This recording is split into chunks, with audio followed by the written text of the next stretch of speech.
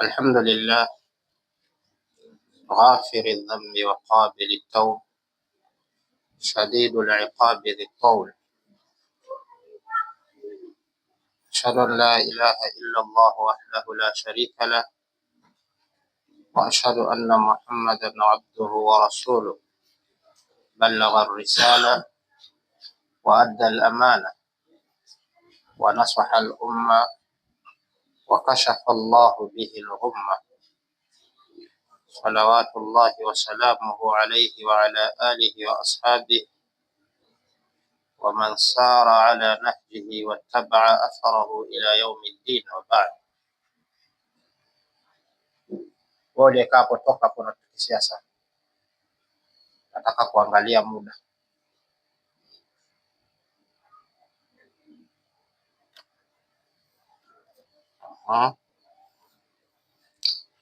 Tunamshukuru Allah subhanahu wa ta'ala kwa fadhila na taufiki yake kutuwezesha kwa wenye kujumuika muda huu sehemu hii tukufu,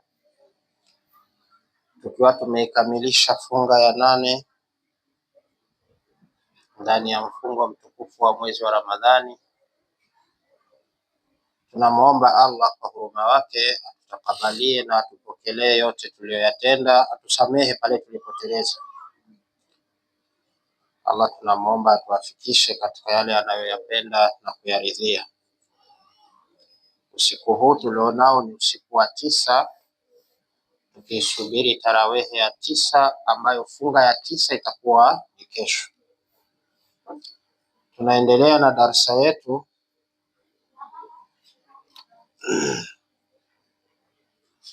tukiwa kwenye kuelezea hukumu ya kuunganisha swaumu.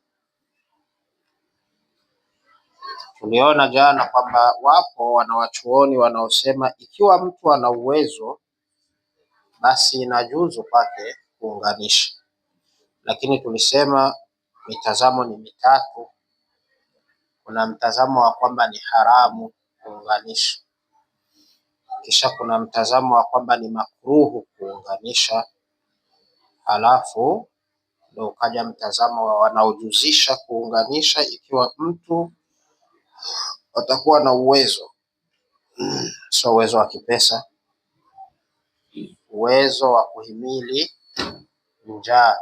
Hii funga tunayofunga hii ya tunaamka saa 8 za usiku tunakula 9, 10, wavutaji wanakumbushana kuvuta angalau pegi 2, 3 kabla ya muda kuisha. Mtu anafanya hivyo akiwa ametoka usingizini. Wakati funga swaumu yenyewe ya Ramadhani inafaradhishwa kwa mara ya kwanza, utaratibu huu haukuwepo. Ilipofaradhishwa ilikuwa mtu unaruhusiwa kula maadamu haujalala. Ukilala tu funga yako imeanza, hata ukija kushtuka saa 8 ya usiku huruhusiwi kula. Sasa masahaba walimuona Mtume pamoja na ruhusa ya kwamba unatakiwa ule, walimuona Mtume anaunganisha, wao wakasema mbona wewe unaunganisha na sisi tunataka. Sasa ulama ndio hizi tofauti walizokuja kuzichambua. Jana tuliona mpaka hapa kwamba Mtume alipokataza kuunganisha alikataza kwa kuwahurumia tu, si kwamba alikataza akiwa na maana ya kuharamisha. Katazo hili ni kama katazo la swala za usiku, alipowakataza wasiziswali swala za usiku kwa kuwahurumia zisije kufaradhishwa, lakini si kwa kuharamisha kwamba haifai kuswali usiku. Sasa tunaendelea.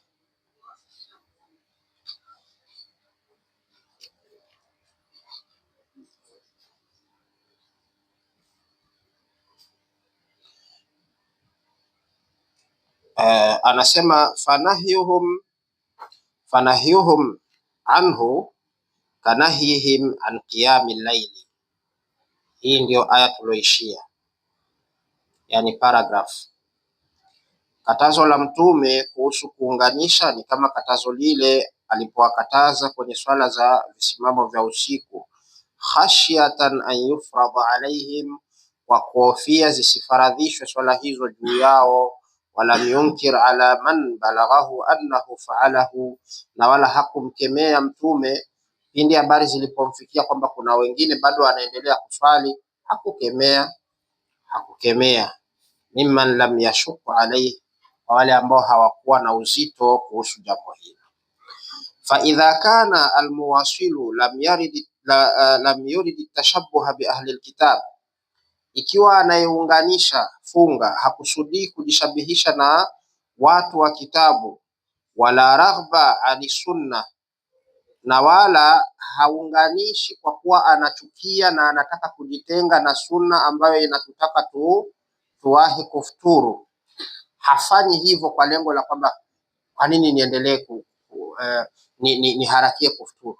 Hafanyi hivyo kwa ajili ya kuikataa ile sunna ya mtume, wala raghba ani sunna, wala si kwa ajili ya kuikataa na kuipinga sunna, fi ta'jili alfitri, kwa ajili ya kuharakia au kuhusu kuharakia kufuturu. Lam yumna min alwisal, mtu akiwa na hali hizi mbili basi hatokatazwa kuunganisha. Hii ilikuwa inaishia hapa kwa hawa waliosema kwamba anajuzu au inajuzu mtu kuunganisha. Wastadalla almuharrimuna binahyihi sallallahu alayhi wasallam, kundi lililosema kwamba ni haramu kuunganisha, wao dalili yao walitumia katazo la mtume kuwaambia watu sallallahu alayhi wasallama, kuwaambia watu masahaba zake na Waislamu kwamba usiunganishe funga.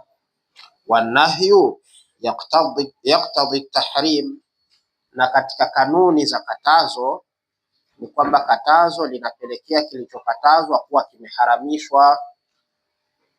Asili ni hivyo, katazo likija maana yake ni la kuharamisha, mpaka kuje kitu kingine kinacholiondoa katazo hilo kwenye kuwa sio la kuharamisha, kumbe ni la karaha tu, au sio la karaha, ni la hali fulani nyingine.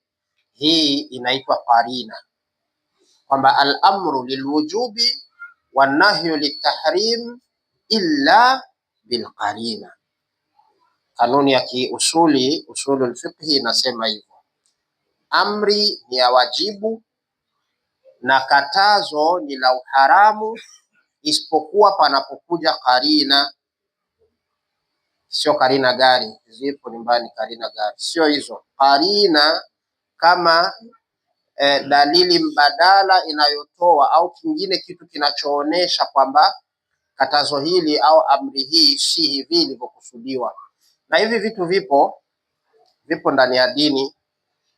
Katika suratul Baqara mathalan, Mwenyezi Mungu subhanahu wa ta'ala, Allah subhanahu wa ta'ala anatuambia baadhi ya amri, lakini amri zile sio za uwajibu, kwamba kitu kile sio lazima kifanywe, kwamba kisipofanyika ni dhambi.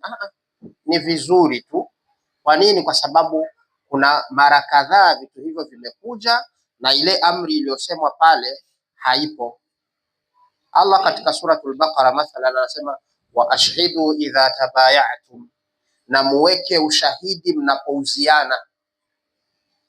Pawepo shahidi mnapouziana. Na sisi tunashuhudia, unakwenda dukani kununua sukari na hakuna shahidi, ni wewe na muuzaji, na hauitwi mwizi wala hakuna kesi wala hausemi umepata dhambi.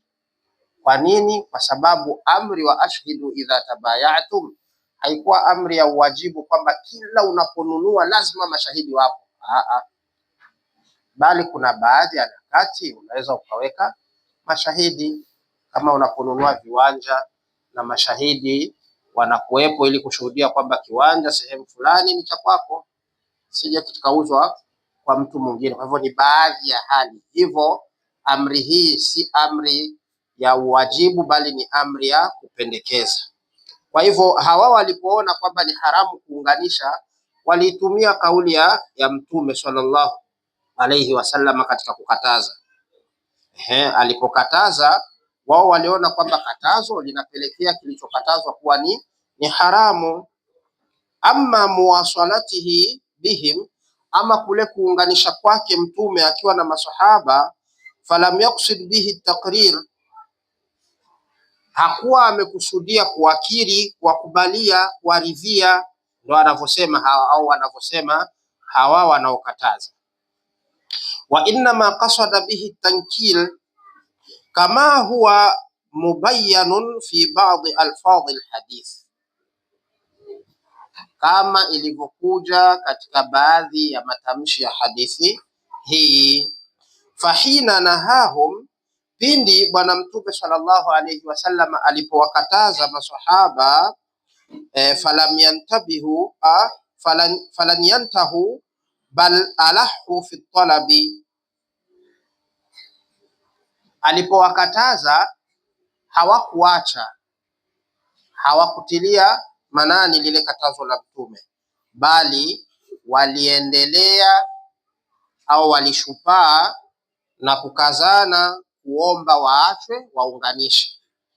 Walipofanya hivyo, waswala bihim litaakida nahyi waljazm, sawa, aliendelea na yeye aliunganisha nao ili awawekee mkazo wa kile anachowakataza. Yani alifanya kama vile, kama tuseme kwa Kiswahili, mwana akililia wembe mpe. Alitaka kuendelea nao bila kufuturu, ili awaoneshe kwa nini anawakataza kuendeleza funga wakati muda wa kufungua umefika.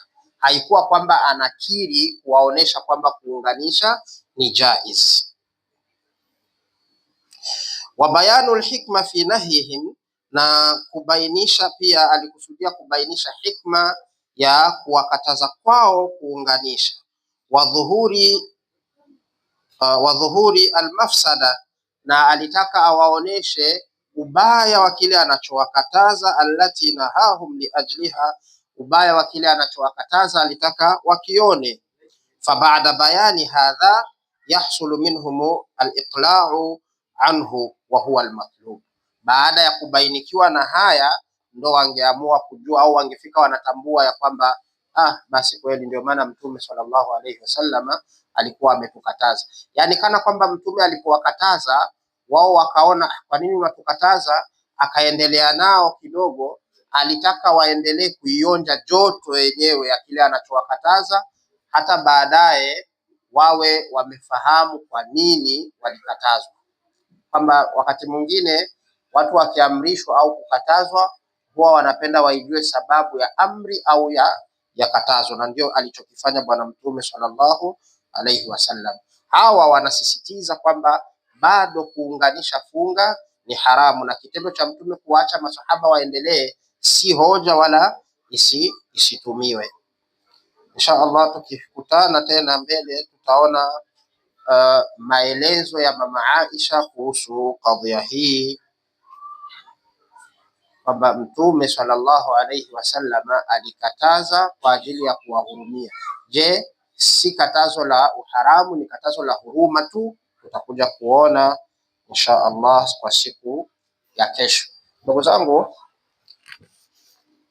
leo tuko siku ya Jumatano, cha tukwambieni tuko siku ya Jumatano, Wednesday. Jumapili insha Allah, Allah akitupatia uhai, tutakuwa na muhadhara. Utakuwa ni muhadhara wetu wa kwanza,